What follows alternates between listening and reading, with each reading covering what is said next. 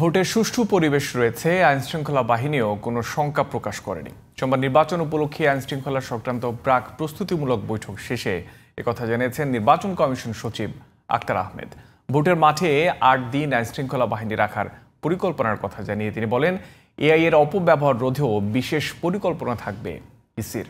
আরও জানাচ্ছেন শাহরিয়ার বাঁধন।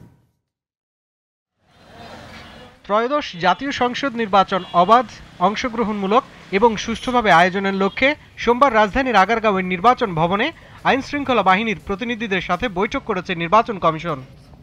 প্রায় ২ ঘন্টার বৈঠক শেষে ইসির সিনিয়র সচিব আক্তার আহমেদ বলেন, এবারের নির্বাচনের আগে পরে ৮ দিন আইনশৃঙ্খলা বাহিনী রাখার প্রস্তাব এসেছে। ভোট কেন্দ্রের সংখ্যাগত হিসাব, নিরাপত্তা, নির্বাচনী এলাকা তথা সমগ্র দেশের নিরাপত্তা এবং অবৈধ অস্ত্রের রোধ, নিয়ন্ত্রণ, অবৈধ অনুপ্রবেশ, কালো টাকার নিয়ন্ত্রণ, এই বিষয়গুলো নিয়ে আমরা মোটামুটিভাবে বিস্তারিত আলোচনা করেছি।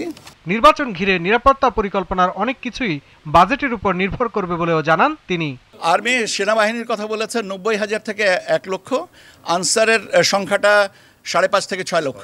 সবাই বলেছেন যে তাদের সর্বোচ্চ যেটুকু দেওয়া সম্ভব সেটুকুই আমাদেরকে সরবরাহ করবেন। আমি তাদের ভিতরে উদ্বেগ দেখিনি, বরং এটা দেখেছি যে তারা একটা ভালো ইলেকশনের প্রতি প্রতিশ্রুতিবদ্ধ। নির্বাচনে এআই এর অপব্যবহার রোধে ইসি ব্যবস্থা নেবে জানিয়ে আক্তার আহমেদ বলেন, নিরাপত্তা নিশ্চিত করতে বডি অন ক্যামেরা থাকবে পুলিশের কাছে।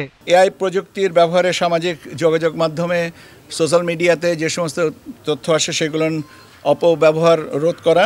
শাহরিয়ার বাঁধন, জিটিভি নিউজ, ঢাকা।